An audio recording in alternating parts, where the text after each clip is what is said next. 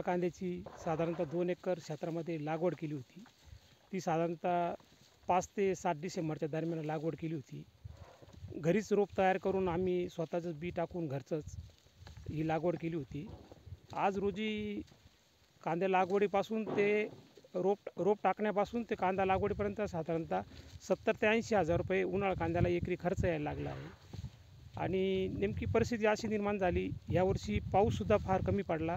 तसेच पालखेड डावा कालव्याचे एकच रोडशेन आले आणि त्यामुळे शेतकऱ्यांची फसगत झाली आणि परिणामी असं काही झालं की शेतकऱ्यांना उत्पन्नच कमी ॲव्हरेज भेटलं आणि त्यांचा कांदा ज्या ठिकाणी एकरी 200 क्विंटल निघायचा त्या ठिकाणी फक्त 100 क्विंटलपर्यंतच ॲव्हरेज येऊन बसलं.